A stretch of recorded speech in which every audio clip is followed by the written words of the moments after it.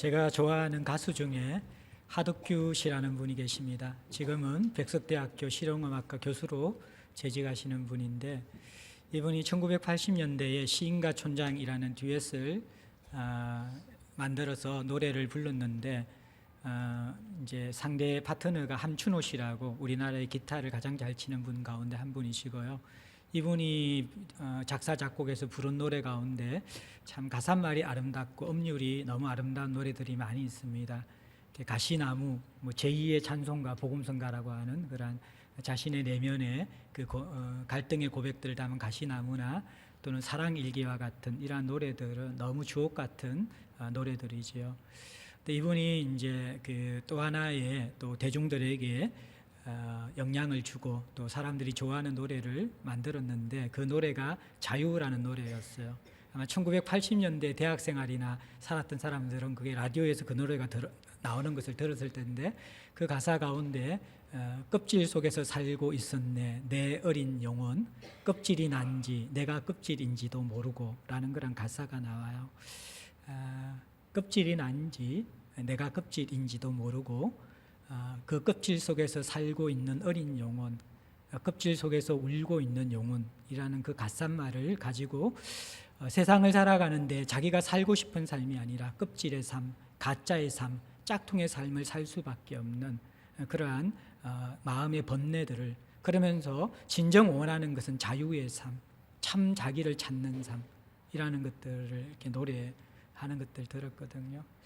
또 하나 제가 이제 이분 노래 중에 좋아하는 것은 풍경이라는 노래예요. 풍경이라는 노래 가사는 세상 모든 풍경 가운데 가장 아름다운 풍경은 모든 것이 제자리로 돌아오는 풍경이거든요. 본래의 자리, 자신이 있어야 할 자리에서 그 사명을 감당하고 그 모습을 회복하는 것이 가장 세상의 아름다운 풍경인데, 깨어진 세상의 모습은 어떠해요? 자기 자리를 잃어버렸고 그 자리의 삶을 잃어버린 것, 그것이 깨어진 세상의 삶이고 우리의 모습인 것이죠. 우리는 지난 주간에 겟세마네 동산, 예수님께서 씨름하고 기도하던 그 동산이 어떻게 보면 금과 몽치가 지배하는 세상의 나라와 십자가의 용서와 무력해 보이지만 죽음으로 사랑하는 그 사랑의 나라가 부딪히는 그 장면을 보았습니다.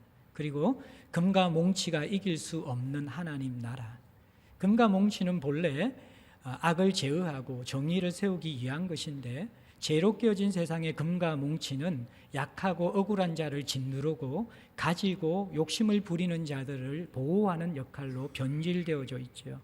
그리고 그 금과 몽치가 지배하는 세상은 두려움과 그리고 그 공포로 인하여서 어쩔 수 없이 따라가는 굴종과 복종이 있지만, 용서와 사랑이 담아내는 마음에서 일어나오는 자발적인 사랑과 희생과 섬김은 만들 수 없는 나라가 바로 금과 몽치의 나라입니다. 하나님 나라는 금과 몽치로 지배하는 나라가 아니라 십자가의 용서와 사랑을 통하여 존재의 중심을 변하여 세상을 회복하는 나라인 것이죠. 오늘 이제 예수께서는 겟세마네 동산에서 기도하신 이후에 가룟 유다의 배신과 산헤드린 공회의 사람들에 의해서 잡혀서 재판에 들어가십니다. 이 산헤드린 공회의 재판 역시 어두운 세상의 나라와 빛의 하나님 나라가 충돌하는 모습을 우리에게 보여줍니다. 금과 몽치를 가지고 잡으러 온 이 사람들의 실체는 거짓과 껍데기로 뭉쳐진 사람들이라는 것을 우리는 오늘 본문에서 보게 될 것입니다. 그리고 이 거짓과 껍데기의 세상이 바로 오늘날 우리가 살고 있는 여러 사람들의 모습이고, 또 그것은 세상의 모습일 뿐만 아니라 오늘날의 교회 안의 모습이고 성도들의 모습임을 우리는 부인하지 않을 수 없을 것입니다. 이러한 거짓과 껍데기의 사람들이 거짓과 껍데기의 정언과 불의한 재판을 통하여서 예수 그리스도를 사형에 처하시는데, 예수께서 이 거짓과 껍데기의 세상에 대해서 어떻게 대응하시는가, 하나님 나라는 이 거짓과 껍데기의 세상을 어떻게 이겨내는가가 오늘 예수의 침묵과 그리고 한마디의 대답 속에서 나타나는 것을 우리는 볼 것입니다. 하나님 나라는 거짓과 껍데기의 세상을 어떻게 이기는가, 우리는 이 본문 속에 들어가서 동일하게 저와 여러분들이 하나님 나라의 그 생명의 복음을 가지고 어둠의 세상을 이기는 빛의 삶이 무엇인지를 살펴보기 원합니다. 오늘 본문의 시작은 53절에 나오는 것처럼 체포된 예수님을 끌고 간 무리들이 대제사장회로 가게 되어지고 그 대제사장의 집에서 재판이 열리고 거기에 모인 사람들은 사내들인 공회의 구성원들인 대제사장들, 장로들, 서기관들 이들이 모여 있음을 볼 수 있습니다. 그런데 이 사내들인 공회는 이제 이스라엘 최고의 법정 기구이거든요.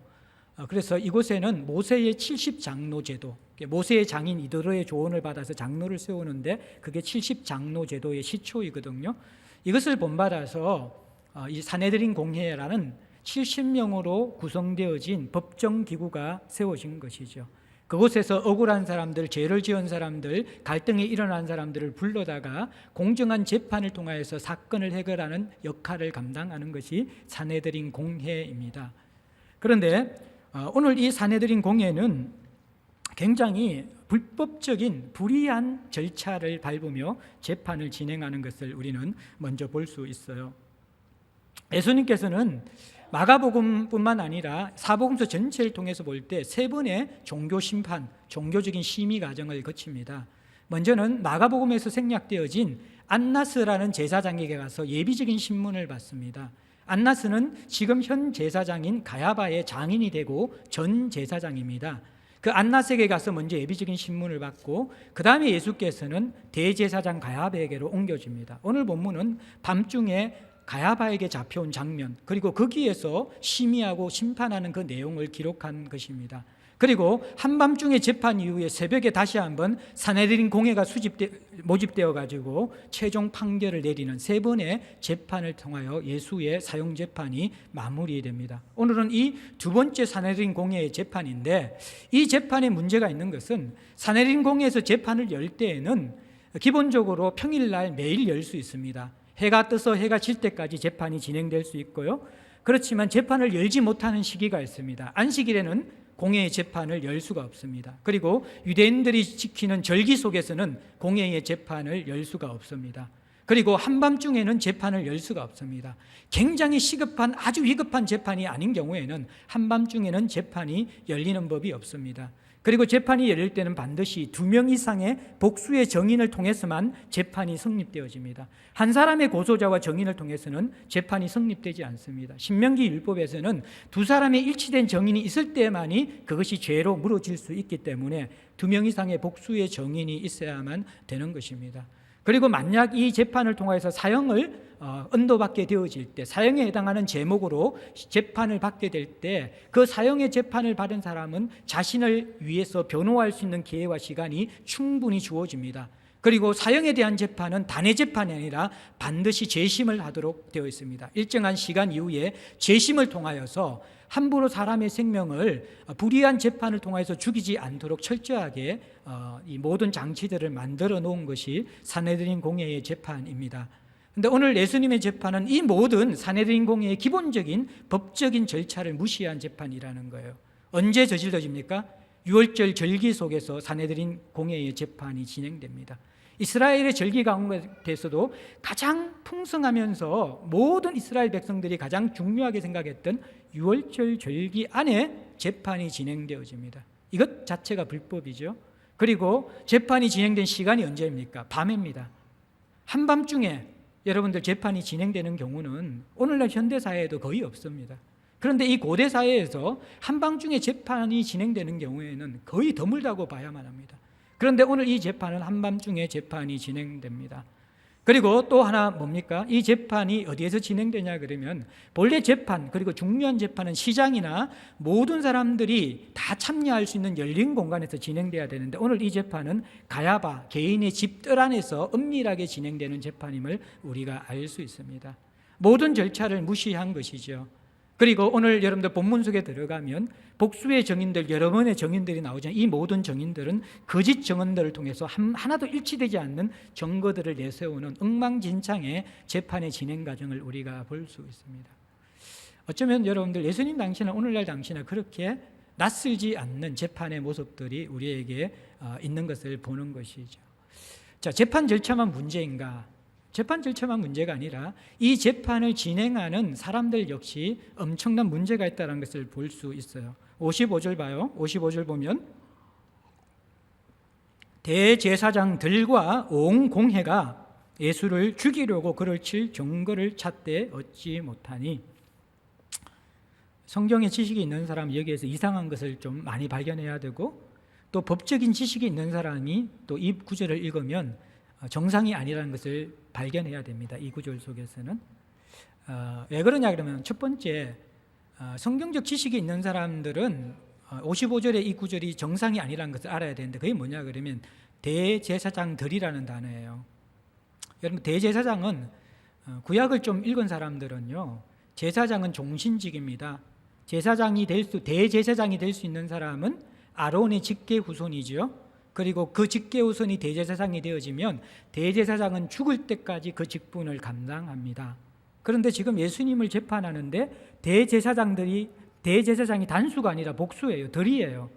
이미 제가 말한 안나스라는 장인 전 제사장이 있고, 이 안나스는 예수님 탄생 이후에 7년부터 17년까지 제사장을 지낸 사람이고, 오늘 이 재판을 진행하는 현직 제사장인 가야바는 18년부터 계속 제사장을 지낸 사람이에요. 그리고 이 안티파네스가 이스라엘을 지배했던 그 이후, 무력혁명 이후에, 그리고 예루살렘 성전이 무너질 때까지 대제사장의 숫자가 28명이었어요. 그러면 이 대제사장들은 생을 마감하고 다른 대제사장이 뽑혀진 것이 아니라 대제사장의 임명을 통치자가 했다라는 거예요. 로마 정부가 하고 통치자들이 대제사장을 임명했다라는 거예요. 지금 이 유대 사회의 대제사장은 복수가 되어져 버린 거예요. 이미 모세가 율법을 통하여서 아론의 직계 후손만이 대제사장이 된다라는 그 계명을 어겨버린 것입니다.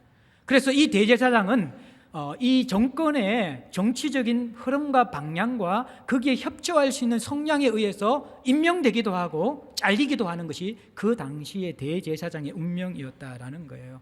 그래서 사내들인 공회가 70명이 모여 있는데 그 가운데 제사장이 한 명이 아니라 대제사장이 한 명이 아니라 복수였다는 것 자체가 무엇을 의미합니까? 이 대제사장들은 성경적인 어떤 절차와 또 어떻게 보면 율법의 정신에 의해서 임명된 자들이 아니라 그 당시의 정권과 정치적인 경제적인 결탁에 의해서 임명된 그러한 사람이라는 것을 우리가 알아야 합니다. 이미 이 신분 자체가, 이 직분 자체가 처음 모습을 변질시키고 있는 것입니다. 자, 이 변질된 대제사장들이 모여서 이제 사내린 공회 재판을 진행합니다. 성경적으로 문제 있는 지금 이 공회예요. 그다음에 이제 사법적으로, 법적으로 무슨 문제가 있냐 그러면 55절 잘 봐요. 온 공회, 이게 사내린 공회 의원들인데, 자, 법정에서 법을 판단하는 이 법률인들이 행하는 행동이 뭐냐 그러면 예수를 죽이려고 그를 칠 증거를 찾았다. 자, 이게 여러분들 정상적인 재판 절차입니까? 예수를 죽이려고 그를 칠 증거를 찾았다. 재판은요, 분명한 증거가 나올 때 그 증거에 입각해서 형을 결정하는 것이 정상적인 재판의 과정입니다. 그런데 사내들인 재판은 이미 형량이 결정돼 있고 그 증거를 찾는 재판이었다라는 거예요. 예수를 죽이려고 이미 법정에서 내릴 최종 선고는 결정되어져 있는 재판입니다. 그리고 그 형에 입각하여 그 형을 집행할 수 있는 증거들을 찾기 위해서 이 재판이 진행되고 있다라는 것이 바로 오늘 재판의 모습이라는 거예요. 썩어 있고 엉망진창인 법정의 모습이잖아요. 이미 사형을 선고했어요. 그리고 거기에 해당하는 거짓 증거를 찾고 있는 것이 사내들인 공회의 모습이에요. 그런데 찾는데 일치가 되지 않아요.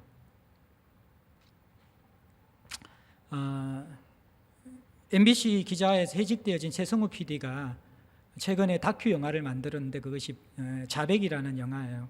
아직 이제 발표된 게 아니라 시사회 정도만 했는데 스크린 개봉을 목적으로 하고 있는데 쉽지 않을 거예요. 자백이라는 영화의 스토리는 국정원이 한 사람을 간첩으로 몰아가기 위해서 스스로 자백하도록 만드는 과정을 만든 다큐멘터리입니다. 근데 이 다큐멘터리가 굉장히 진지하고 또 그러면서도 아프고 무거우면서도 또 굉장히 재미있게 만들어진 다큐라고 이야기해요. 수많은 각계각층의 어떠한 사람들이, 정치인들이나 또 연예인들, 문화인들이 이 다큐를 극찬을 하면서 꼭 보기를 원하는데, 문제는 우리 환경 속에서 일반 극장에서 상영될 가능성이 없기 때문에 지금 후원 모금이 시작되고 있다고 들었어요. 그래서 일반 시민들의 후원 모금을 통해서 그 금액을 가지고 극장에 스크린을 사서 가을에 개봉을 하는 것을 목적으로 하고 있습니다. 멀쩡한 사회에서 한 사람을 족쳐서 간첩을 만드는 과정이 현대에도 일어나고 있는 것이죠. 이것이 이제 법정의 모습이고 이 거짓이 지배하는 그러한 세상의 모습이라는 것을 여러분들이 보셔야 돼요. 자, 이 거짓의 모습을 가지고 있는 이 사람들은 어떻게 보면 껍질이죠. 본래 소명의 자리를 잃어버린 사람들입니다. 대제사장의 본래 역할은 백성들의 죄를 해결하는 것이죠. 그리고 재판 과정을 통하여서 공의를 세우는 것이 대제사장이 해야 될 역할이고, 사내린 공의 역할은 오늘날 법정처럼 억울한 자의 억울함을 풀어주고 악한 자들을 징벌하는 것이 목적인 것이 바로 이 법정과 법과 법을 집행하는 기관과 또 거기에 관련된 사람들의 소명인 것이죠.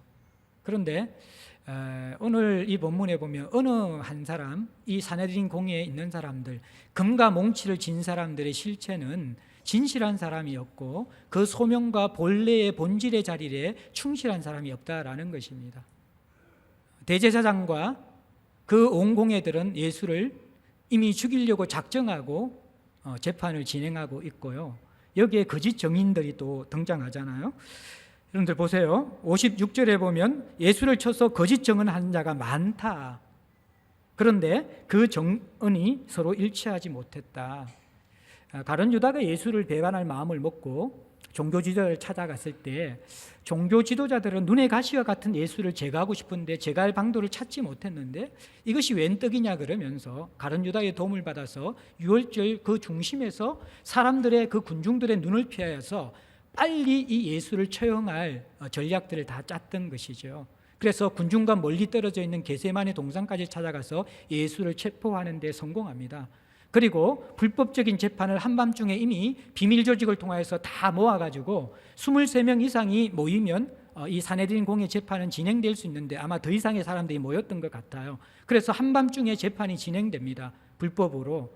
그리고 나서 이들은 그 짧은 시간 안에 예수를 죽이기 위해서는 정인이 필요한데 예수의 이 죄를 지목할 죄가 없잖아요. 그러니까 거짓 정인들을 돈을 주고 매수하여서 예수를 고소하라고 이야기했는데 시간이 너무 없어서 이들이 입을 못 맞춘 거예요. 이스라엘 법정은 정인들이 한꺼번에 나와서 같이 정언을 하는 것이 아니라 한 사람씩 한 사람씩 따로 불러내어서 정인을 하게 하기 때문에 앞에 사람이 한 정언을 뒤 사람이 알지 못하는 거예요. 그러니까 같은 사건에 대해서 이야기를 하는데 거짓 정언이기 때문에 일치가 되지 않는 거예요. 두 사람, 이 사람이 합치된 정언이 있을 때만이 죄를 물을 수 있는데 안 되는 거예요. 수많은 거짓 정언들이 이야기를 하는데 아직까지 입을 못 맞춘 거예요. 보세요. 대제사장과 공회원들도 법관의 본래의 소명과 본질을 잃어버렸고 정의는 여러분들 정인 하기 전에 이렇게 선서하잖아요. 진실만을 이야기해야 되잖아요. 근데 이들은 진실이 없습니다. 돈에 매수되어서 예수를 죽일 수 있는 이야기들을 지금 꾸미고 있는 것이 이 거짓 정인들의 모습이에요.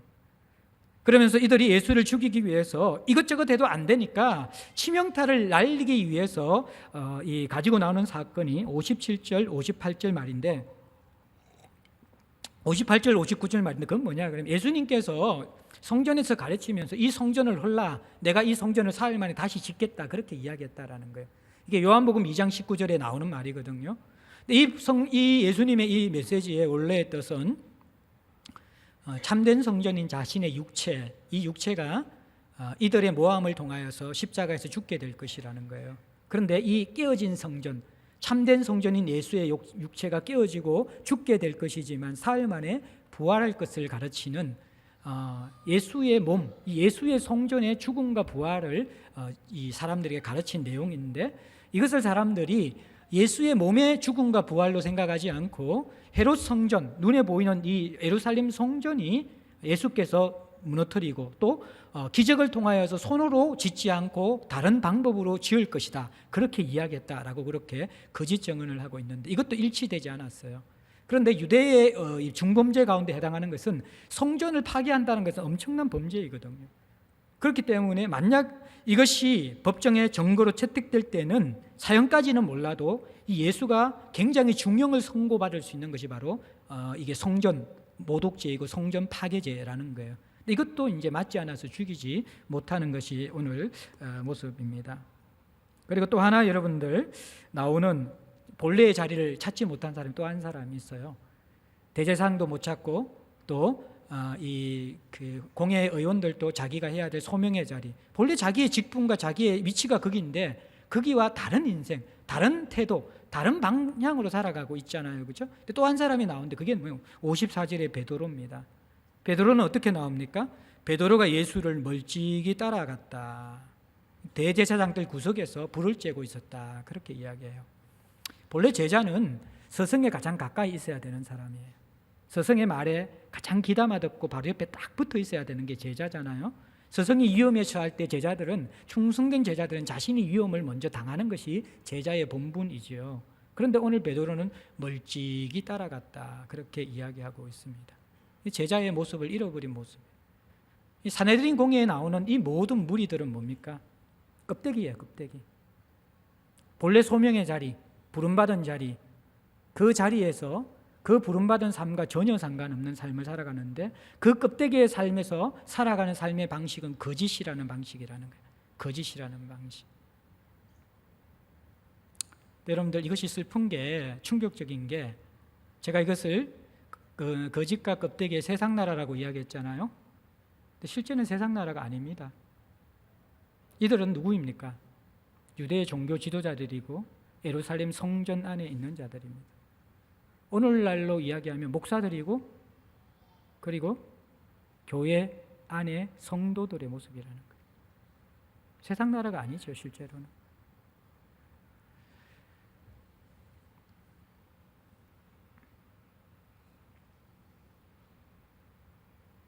세상이나 교회나 닮아가고 있습니다.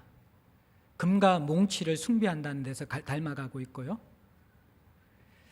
그 삶의 실체가 진실과 본질을 찾는 것이 아니라 거짓과 껍데기를 추구한다는 데서 동일하게 닮아가고 있는 것이 아픈 현실입니다.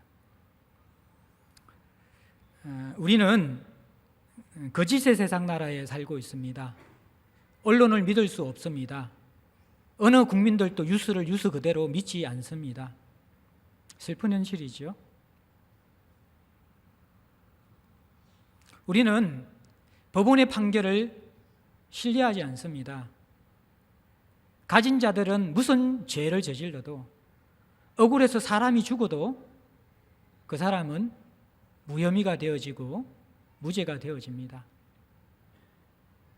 그러나 돈이 없는 사람들은 작은 잘못을 저질러도 반드시 끝까지 그 죄를 추궁하고 물어서 형을 집행하는 세상에 우리는 살아가고 있습니다.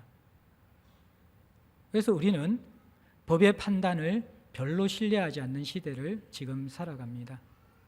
여러분들, 언론과 법을 믿을 수 없는 세상은 썩을 대로 썩은 세상이며 껍데기의 세상입니다. 그런 세상을 우리는 살아가고 있습니다. 목사를 믿을 수 없는 세상이고 정치인을 믿을 수 없는 세상이고 그 누구도 우리는 신뢰하지 않는 세상입니다. 왜입니까? 거짓의 세상이기 때문입니다. 그리고 이 세상은 껍데기의 세상입니다. 어느 누구 자기의 자리에서 소명이 무엇인지 묻는 사람은 아무도 없습니다. 학교는 있는데 학교가 없는 세상에 살아갑니다. 학교의 본래의 기능은 인간을 인간답게 인간성을 형성하고 함께 살아가는 법을 가르치는 것이 학교입니다. 그런데 그런 의미의 학교는 더 이상 존재하지 않습니다. 가정은 있는데 가정은 없습니다. 가정은 있는 그들의 용서와 용납을 받고 어떠함에 의해서가 아니라 그 존재로서 귀함을 여겨야 가정입니다. 가정도 금과 몽치의 서열사의 영향을 받아 아버지는 돈 버는 기계가 되었고 엄마는 좋은 대학 보내기 위한 훈련가가 되었습니다. 사교육 전문가가 되었습니다. 가정이 있지만 가정이 없는 세상입니다. 교회가 있지만 교회가 없습니다. 교회는 죄를 해결하는 곳이고 세상에서 눌리고 억울한 자들이 살맛을 느끼는 것이 교회가 되어야 합니다.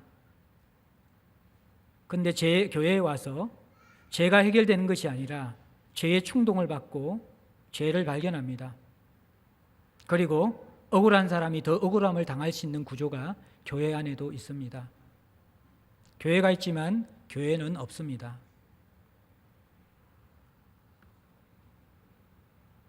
우리는 국가가 있지만 국가가 없는 세상을 살아갑니다. 국가는 기본적으로 한 국민의 생명을 모든 것을 동원해 보호할 책임이 있는 것이 국가입니다. 그러나 오늘날 국가는 아무런 죄 없는 국민이 죽어도 책임을 지지 않는 국가입니다. 국가는 있지만 더 이상 우리에게 국가는 존재하지 않습니다. 이것이 우리가 살아가는 껍데기의 세상입니다. 우리는 거짓과 껍데기의 세상 속에서 똑같은 삶의 방식을 가진 거짓과 껍데기의 인생을 살아가는데 익숙해져 있습니다. 금과 몽치, 거짓과 껍데기는 이미 우리에게 너무 익숙해져 버렸고 우리의 피부처럼 붙어있는 우리의 인생살이의 방법이 되어져 버렸습니다.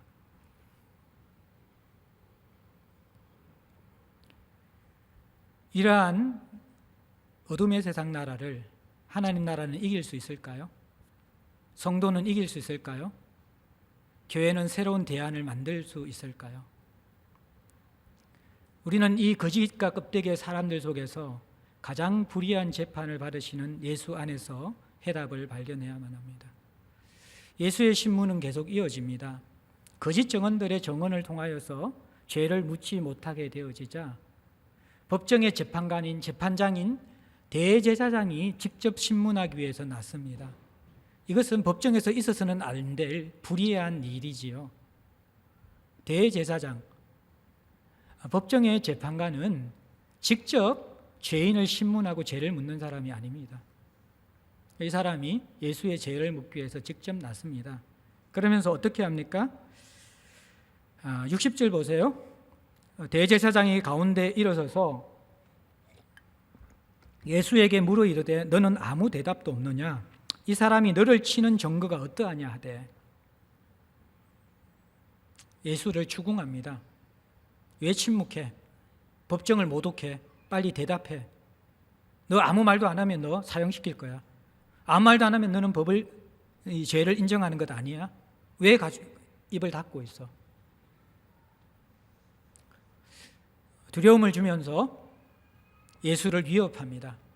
그리고 예수가 입을 열어서 어떤 말이라도 하면 그것을 꼬투리로 잡아서 죄를 묻고자 그렇게 가야바는 마음의 작정을 했습니다. 그런데 예수님께서는 여기에 대해서는 침묵을 하시는 것이지요. 사실 여기에 대해서 대답하면 예수님은 살 수 있습니다. 왜냐 그러면 이미 거짓 정인들이 수많은 정언을 했는데 그것이 거짓이라는 게 드러났기 때문에 당신들이 나를 모함하고 있다. 모든 것이 거짓 정언이다. 나는 결백하다. 증거가 없으면 내가 가겠다. 그럼 무죄로 풀려나는 거죠. 그런데 자신의 결백을 증명할 수 있는 절호의 찬스인데 예수님은 자신의 유익을 위해서 한마디 말도 하지 않고 침묵하십니다. 그러자 가야바가 다시 예수님께 묻습니다. 61절 후반절에 보면 네가 찬송받을 이의 아들 그리스도냐? 네가 찬송받을 이의 아들 그리스도냐? 무슨 말이냐 그러면 찬송받을 이라는 것은 하나님을 의미하는 것입니다. 유대인들은 하나님이라는 이런 자체를 입에 담는 것을 불경스럽게 생각했기 때문에 찬송받을 이것 자체가 이 세상에서 찬송받을 유일한 대상은 하나님밖에 없어요. 이게 유대인들의 사상이에요. 인간은 찬송과 영광을 받아서는 안 되는 대상이에요. 그래서 찬송받을 이는 이들에게 하나님밖에 없기 때문에 이게 하나님을 의미하는 거예요. 이 하나님의 아들 그리스도냐? 너가 메시아냐? 그 말인 거예요. 이 말이. 자, 근데 여기에 대해서 예수님께서 침묵하시면 살게 되어져요. 대답하시면 뭐예요? 이 신성모독죄가 되기 때문에 죽게 되어져요. 그런데 예수님께서 지금까지 침묵하시다가 어떻게 합니까? 이 질문에 선명하게 대답하시는 거예요. 62절 같이 한번 읽어볼까요? 시작. 예수께서 이르시되 내가 그니라.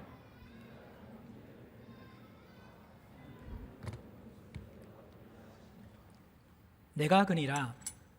이것은 여러분들 헬라어로 에고 에이미라는 것입니다.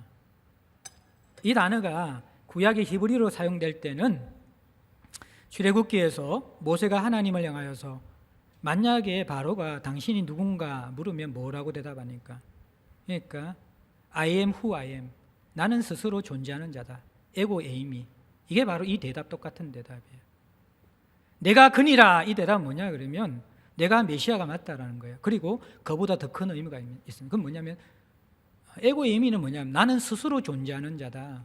나는 영원 전부터 하나님과 함께 존재하는 스스로 존재하는 그러한 스스로 있는 자다라는 하나님이 자신을 소개할 때 쓴 그 표현을 그대로 에고 에이미 나는 그다.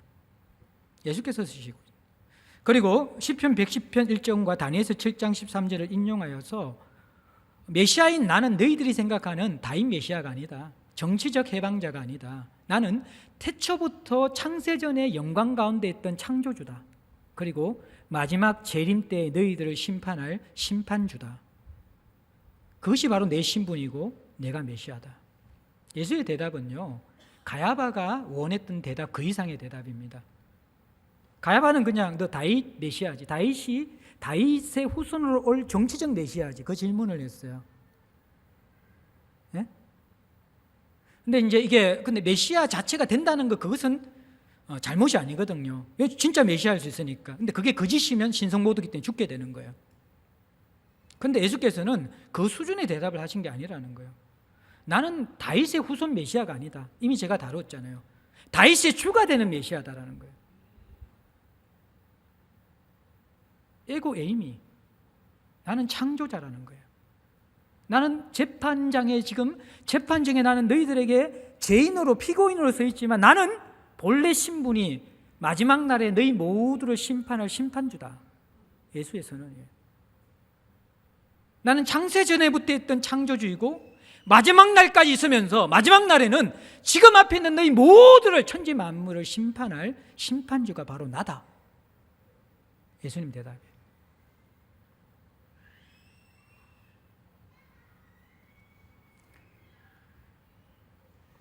여러분들 여기에서 우리는 거짓과 껍데기의 세상에서 볼 수 없는 하나님 나라의 본질을 보는 거예요. 거짓과 껍데기의 세상에서는 진실을 말하면 손해봅니다. 거짓을 해야지 내게 유익이 있고 살아납니다. 거짓과 껍데기의 세상에서는 소명을 찾고 소명의 자리에서 살려고 하면 절대로 그 사회에서 승진할 수 없습니다. 세상의 승진은 소명에 충실한 사람이 아니라 아부 잘하고 줄을 잘 서고 위선과 또 그리고 권모술수에 능한 사람만이 성공할 수 있습니다. 얼마 전에 제가 이렇게 보니까 이 공군참모총장으로 있다가 제2롯데월드 건축을 극구 반대했던 장로님 한 분이 군복을 벗으셨어요. 장로님 한 분은 불법인 이 공군기지 옆에 100층이 넘는 빌딩을 허가해 주셨고요. 장로님 한 분은 그것이 불법이기 때문에 바른 소리 했다가 군복을 벗었습니다.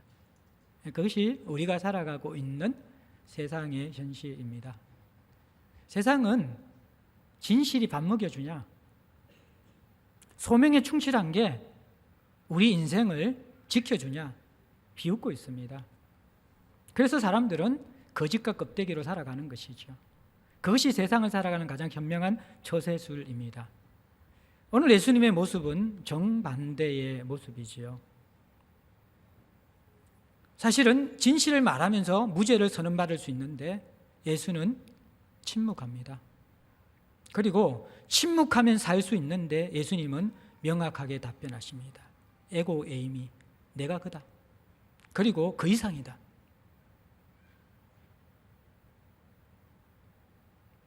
이 장면을 한 신학자는 이렇게 이야기했습니다. 너무나 아이러니한 있을 수 없는 장면이다. 온 세상의 심판자가 자신이 심판해야 될 세상의 법정에 죄인으로 심판받고 있다. 이게 오늘 예수님의 모습입니다.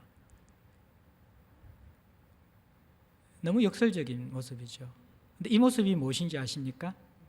거짓과 껍데기의 세상 나라를 전복하는 하나님 나라의 프로젝트입니다. 하나님 나라의 방법이라는 거예요.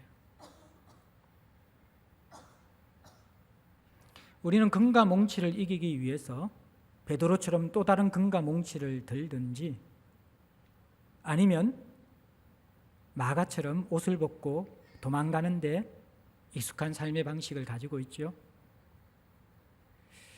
거짓과 껍데기에 세상을 살아가면서 진실을 말해야 될 때 침묵하고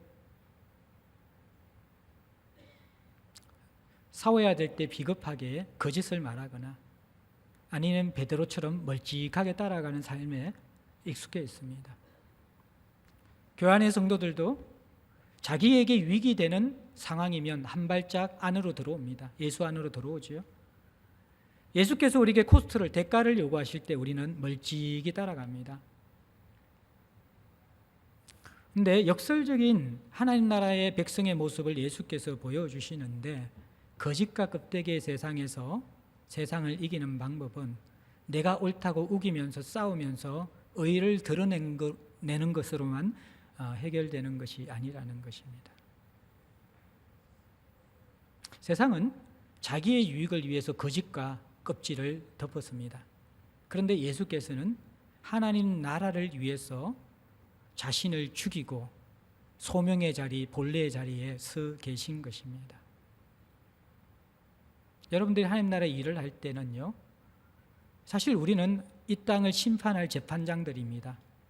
그런데 실제 우리의 모습은 도살장에 끌려가는 양처럼 억울한 세상의 한복판에서 억울한 시급을 당할 수 있다라는 것입니다. 물론 그때 우리는 정의와 의의 이름으로 세상에 대항하는 것도 성도의 한 방법입니다. 그러나 정말 세상을 깨트렸던 하나님 나라의 무기는 그 거짓과 탐욕의 세상 가운데 본질과 진실을 붙잡으며 자신을 죽음에 던지는 것으로 이루어진다라는 것이죠.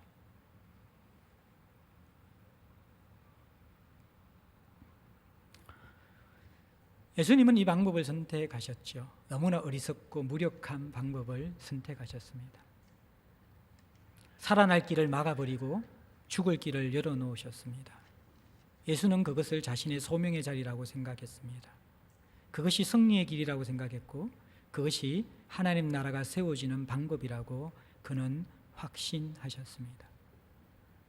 금과 몽치의 세상, 거짓과 껍데기의 세상 나라에서는 상상할 수 없는 세상 나라를 전복시키는 하나님 나라의 전략입니다.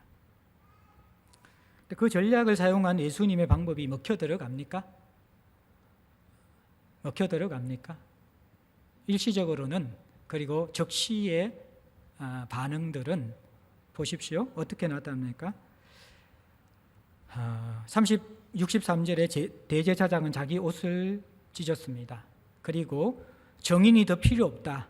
신성모독하는 말을 이미 들었다. 너희는 어떻게 생각하냐? 사람들이 다 예수를 사형에 해당한다. 그렇게 형을 내려버립니다. 그리고 어떤 사람들, 가야바의 사형 선언이 일어나자마자 거기에 모였던 사내린 공회 의원들은 예수에게 침을 뱉고 얼굴을 옷으로 가리고 주먹으로 치면서 선지자 노릇을 하라. 누가 쳤는지 알아맞혀봐라. 선지자면 눈 감고도 알아야 될 것 아니냐. 그렇게 예수를 모욕하며 구타를 합니다. 사내린 공회 의원들이 예수를 치욕스럽게 모욕한 이후에 하인들, 하속들이 와서 동일하게 손바닥으로 뺨을 치고 침을 뱉으면서 예수를 모욕하는 장면이 이어집니다. 이 장면은 두 가지겠죠. 하나는 신선모독을 한 이 예수를 보면서 이 옷을 찢는다는 것은 이스라엘 백성들은 두 번의 상황에 옷을 찢는데, 하나는 회개할 때, 죄를 회개할 때 옷을 찢고, 또 하나는 하나님의 영광이 심각하게 모욕당했을 때 옷을 찢어요. 이건 두 번째 후자지요. 하나님의 영광이 모욕당했다 생각하면서 제사장은 옷을 찢고요. 그리고 이 사람들이 침을 뱉고 때리는 행위는 비인격적인 행위이기도 하지만 나는 이 신성 모독에 가당하지 않겠다. 나는 이 신성을 모독한 너를 저주하고 하나님을 높이겠다라는 그 어떠한 행동으로서 그렇게 하고 있는 거예요.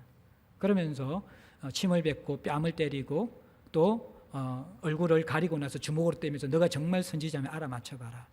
조롱들이 쏟아집니다. 거짓과 껍데기의 세상에서 소명이 이것이다, 진실이 이것이다 말하는 사람은 세상에서 이렇게 왕따 당하거나 짓밟힙니다. 너만 옳으냐? 네가 바른 소리 하면 우리는 뭐가 되느냐?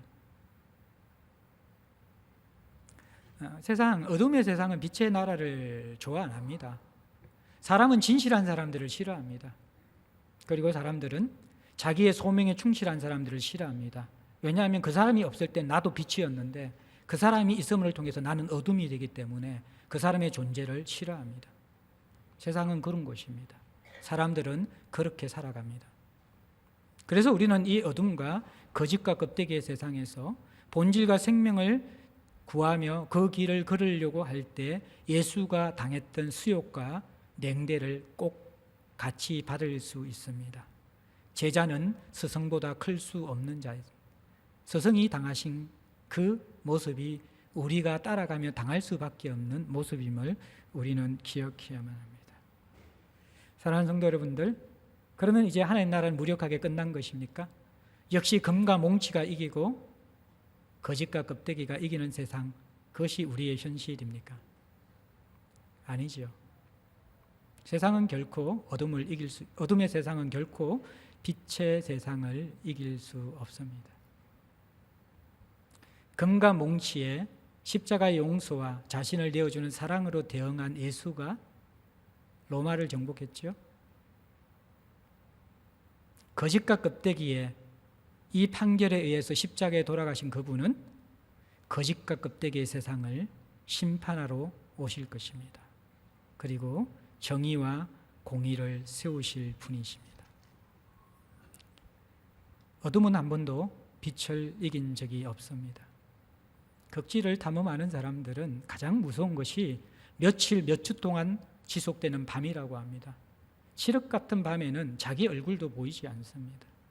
그것이 1시간, 2시간이 아니라 몇 시간의 밤만 지속되는 것이 아니라 그것이 며칠, 몇 주가 지속되어지면 사람들은 그 어둠의 무서움 때문에 다 미쳐버린다고 합니다. 저는 말세를 살아가는 저와 여러분이 살아가는 세상이 며칠, 몇 주를 지속되는 밤과 같은 세상이라고 생각돼요. 질식할 것 같은 세상. 그 세상을 우리가 살아갑니다. 그러나 어둠의 무력함은 언제 드러납니까? 태양이 들어오면 그 칠흑 같은 어둠이 얼마나 깊고 무겁고 오래되었는가 상관없이 일순간에 사라지는 것이 어둠의 무력함입니다. 지난주에 제가 사랑기라 부인의 모임을 주중에 성경부 인도를 하고 있는데 이제 교제를 마치고 또 몇 개 아티클을 나누고 하다가 이제 허리가 안 좋으신 분들이 많아가지고 4층 올린 공간에서 의자에서 성경 공부를 하다가 거기에 스크린이 있고 음량 장치가 있는 걸 보면서 와, 여기에서 팝콘 먹으면서 영화 봤으면 좋겠다라는 말에 서로가 동의가 되어서 지난주에 우리가 부인의 영화관을 열었습니다. 사랑 희락 영화관을 열고 오징어, 군밤, 빵, 수많은 이렇게 극장에서 먹을 수 있는 모든 간식을 준비하고 스크린을 내려서 영화 관람을 했습니다. 그 영화의 이름은 미션이라는 영화입니다. 1986년에 롤랑 조페라는 감독이 만들었고요. 거기에 나오는 주연이 여러분들 우리가 잘 아는 로버트 드니로라는 사람이 주연이고 그 다음에 또 이렇게 제레미 아이언스가 나옵니다. 여러분들 그 이제 영화 음악을 엘리오 모리꼬네가 맡았는데 이제 가브리엘 오보에라고 우리가 잘 알 거예요. 넬라 판타지아라고 그 노래로 이렇게 나오는데 그 영화를 2시간 동안 쫙 봤어요. 줄거리는요. 이제 그 유럽의 한 구석에서 종교 회의가 열립니다. 이게 회의가 열리는데 그 회의는 남미의 식민지의 경계선을 정하는 회의예요. 포르투갈과 스페인이 남미를 지배하고 있었는데 그 경계선을 어디에 걷는가에 대한 회의인데 그 경계선에 그어지는 것에 의해서 운명이 결정되어지는 부족이 있었습니다. 그 부족이 바로 가라니라는 부족인데 이 부족은 예수교 신부들에 의해서 복음을 듣고 변화를 일으킨 그 복음 안에서 생명을 얻고 이 마을이 번성케 되어진 부족이었습니다. 스페인의 영토였던 이 부족이 포르투갈로 영토로 넘어지면 다 노예로 잡혀가고 그 부족은 파괴되게 되는 것이죠. 그리고 이 마지막 결정을 앞서서 추기경을 파송해서 최종 결정을 내리도록 하는데 그 추기경이 와서 이 가라니 부족들에 대한 감명을 받아서 사실은 이제 주저하다가 이제 고민을 합니다. 번민에 빠집니다. 금과 몽치가 지배하는 세상에서 정권의 편에 서기 위해서는 과란이 부족이 원치 않는 결정을 해야만 합니다. 그 갈등 속에 있는 이 추기경을 데리고 신부가 과란이 마을로 갑니다. 그 마을에 가서 그 신부가 추기경이 하는 말이 뭐냐 그러면 우리가 무력으로 지배하기에는 너무나 강하고 아름다운 사람들이다. 그렇게 이야기를 합니다. 그런데 결국에는 어떻게 합니까? 금과 몽치의 힘에 의해서 그 마을을 몰살시키는 명령을 승인하게 되어집니다. 그래서 가라니 마을에서 복음을 전했던 신부들이 있었는데 한 신부는 본래 들어가서 그 마을에 복음을 전한 신부이고 한 사람은 자기 동생을 죽인 죄를 씻기 위해서 그 마을에 들어갔던 로버트 더미로 멘도사라는 노예 상인, 노예 대장이었던 사람이었는데 이제 그곳에 무력으로 군인들이 들어오는 것을 보면서 이 로버트 더미로는 총과 칼을 가지고 대항을 하고 그 다음에 제레미 아이언스는 십자가를 들고 찬송을 부르며 그 군인들을 맞이합니다. 그 영화는 무엇이 더 옳은 방법인가에 대한 해답을 주지는 않습니다. 그리고 나서 그 군인들이 들어와서 차마 노래하고 찬양한 그들을 죽이지 못하겠다라는 그 군인들을 먼저 이렇게 대장이 총을 쏘고 죽이기 시작하면서 모든 그 부족들을 제거하기 시작합니다. 신부가 십자가를 들고 총에 맞서 죽게 되어지자 그 옆에 또 나이 든 노인이 그것을 붙잡고 또 행진을 하고 한 사람한테 쓰러져가며 그 마을은 불타버리고 모든 사람들은 죽어버립니다. 마지막 장면에 새로운 희망을 주는 장면이 있는데 아이들 몇 명만 남아서 뗏목 하나를 타고 다시 자신의 삶의 영토를 찾아서 떠나갑니다. 그리고 나서 클로징 멘트가 나오는데 그 클로징 멘트 가운데서 여러분들 알티 미라로라는 그 추기경이 이런 고백을 합니다. 금과 몽치의 힘에 의해서 어쩔 수 없이 그 부족을 말살하라는 명령을 내렸던 그가 이런 코멘트를 하는데 신부들은 죽고 저는 살아남았습니다. 하지만 실제로 죽은 자는 나고 산 자는 그들입니다. 왜냐하면 언제나 그렇듯 죽은 자의 정신은 산 자의 기억 속에 남기 때문입니다. 그리고 마지막 자막이 쫙 올라가는데 그 자막을 이제 멘토사라는 그 노예 상인 대장 그 사람의 어떤 자막으로 고백으로 그렇게 처리를 하는 것 같아요. 그 마지막 엔딩 장면이 뭐냐 그러면 그 빛이 어둠 속에서 비치고 있다. 그러나 어둠이 빛을 이겨본 적이 결코 없다. 이것이 그 영화의 마지막입니다. 저는 그 영화를 바라보면서 수많은 설교를 들은 것 이상으로 많은 메시지를 받게 되었습니다. 그 속에는 금과 몽치와 거짓과 껍데기가 지배하는 세상의 모습이 지금 우리의 모습처럼 여전히 드러나 있습니다. 그 속에 여러 가지 반응으로 세상에 대응합니다. 칼을 든 베드로도 있고요. 또 십자가로 향하는 예수도 그 속에 있는 것입니다. 세상의 악함에 의해서 반응하는 방법이 무엇이 옳은지는 사실은 우리가 정확하게 판단하기는 쉽지 않습니다. 그러나 분명한 것은 무엇입니까? 어둠이 빛을 이긴 적이 없다라는 사실입니다. 사랑하는 성도 여러분들, 우리는 교회를 다니지만 우리의 깊은 사고 속에서는 세상의 가치가 깊이 스며들어 있습니다. 그래서 빛이 어둠을 이기지 못한다라는 그러한 경험과 선입견들이 우리 가운데 자리 잡고 있습니다. 요즘 제가 설교를 하면서 성도들의 피드백을 종종 듣는데 옛날보다 설교가 많이 좋아졌네요. 그렇게 평가하시면서 듣는 분들도 계십니다. 뭐 자라가야죠, 제가. 매주마다 저는 이제 겟세마네에 들어가거든요. 기름 짜는 겟세마네, 올리브 즙을 짜는 겟세마네. 제 목양실은 겟세마네입니다. 그래서 근데도 말씀이 잘 길어지지 않고 또 안 나올 때가 있어요. 지난주에 금과 몽치도 제가 정말 겟세마네 즙을 짜면서 죽지 못해 그렇게 죽을 지경에 받은 말씀이고 이번 오늘 뭐 어떻게 설교해요? 지금 예수님 재판다고 심판당하는데 그럼 어떻게 설교해요? 거짓과 껍데기 이것도요. 제가 목요일 이제 금요일 아침까지 이제 개요를 다 마무리해서 주부에 실어야 되거든요. 새벽 1시까지 목양실에 있었는데 수십 권의 책을 보고 이미 설교를 하면 어떻게 보면 수백 장의 원고가 될 정도의 내용이 정리되어져 있는데 메시지가 없는 거예요. 지식과 메시지는 다른 거거든요. 새벽 1시가 딱 될 때 그 마음이 들었어요. 내가 제자들 교회에 와서 처음으로 강단에 서서 오늘은 설교할 내용이 없습니다. 인사하고 내려와야 되겠다. 그게 새벽 1시까지 생각이었어요.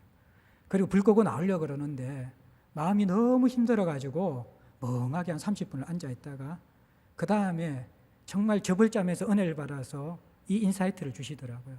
너가 그 겟세마네를 세상과 하나님 나라의 대결로 봤다면 이 말씀도 그렇게 한번 보렴 그러는 거예요. 그때 보는데 보이는 거예요. 세상의 나라가. 그리고 예수의 모습이 보이는 거예요. 그래서 이렇게 기름을 짜면서 설교를 하는데 이제 성도들은 너무 가볍게 평가를 하시는 것 같아요. 그래서 내가 아무리 선을 행하고 참 생명을 바쳐도 다 허사로다. 그러면서 이제 포기하고 싶은 마음이 들 때도 있는데 요즘은 제가 조금 철이 들어가지고 우리 성도들이 또 이제 어떤 때는 목사님과 그 이야기하지 그 불가능해요. 그 못 살아요. 현실적이잖아요. 그렇게 또 반응도 해요. 거기에 대해서 제가 처음에는 분노가 났는데 요즘 얼마나 참 귀엽고 사랑스럽고 감사한지 몰라요. 우리 교인들이 참 순수해요. 그런 척을 못 하는 거예요. 좀 설교 나눌 때 은혜 안 되더라도 목사님 설교 때 그렇게 해주면 되는데 꼭 뭔가 꼬집고 꼭 바른 말을 해야만 돼요.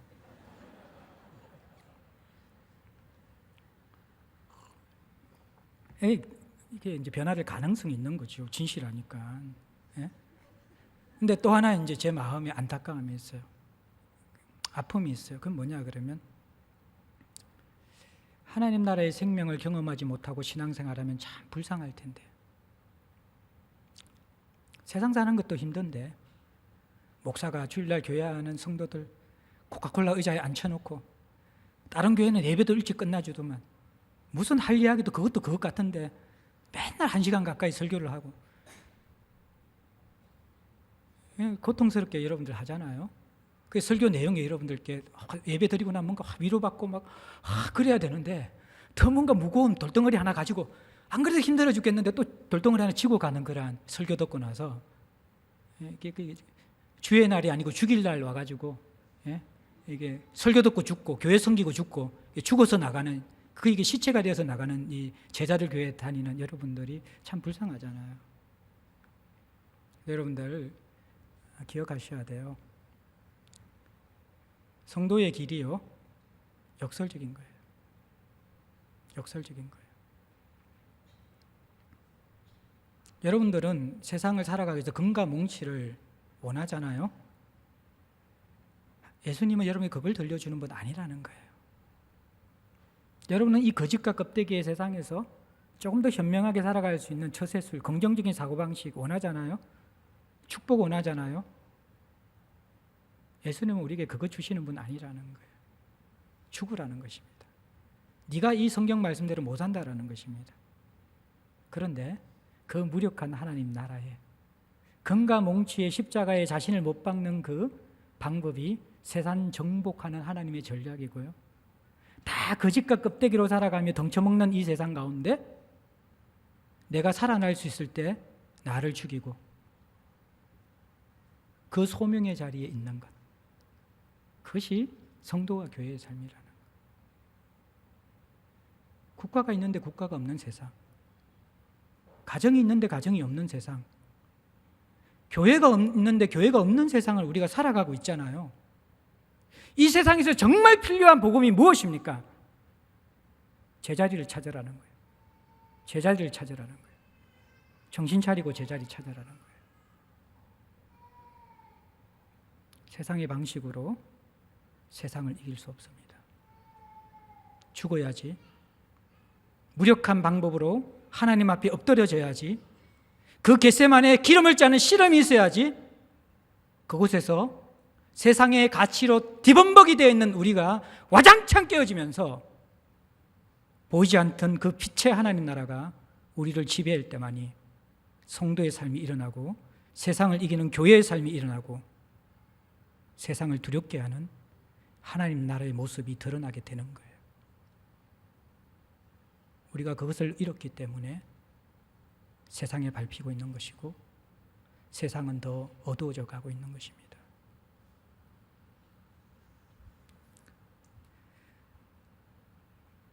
성도는 하나님 나라를 바라보고 그 나라의 승리를 이미 여기에서 경험하는 자들입니다. 거짓과 몽치가 십자가의 용서와 사랑을 이기지 못합니다. 거짓과 껍데기가 진리와 본질과 소명의 자리에 있는 사람을 이기지 못합니다. 어둠은 반드시 빛에 의해서 물러갑니다. 이 믿음이 성도의 믿음이며 이 삶이 교회의 삶입니다. 우리 함께 찬양 드리겠습니다. 찬송가 171장입니다.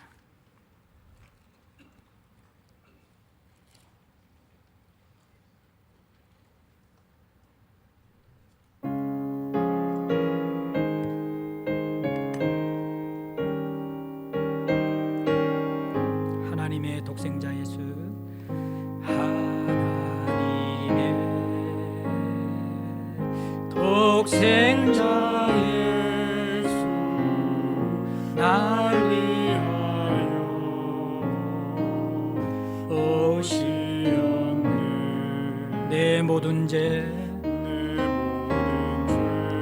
사하시려고 십자가 지셨으나 다시 사셨네. 살아계신 주 나의 참된 소망, 두려움이 사라지네.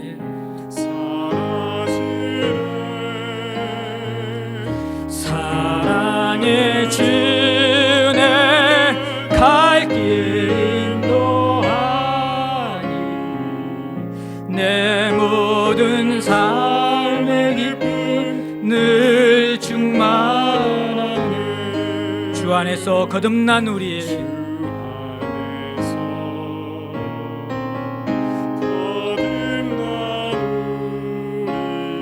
기뻐하며 찬양하리. 가슴 속에 넘치는 확신, 우리의 가는 길에 소망 넘치네. 살아계신 주 나의 참된 두려움이 사라지네.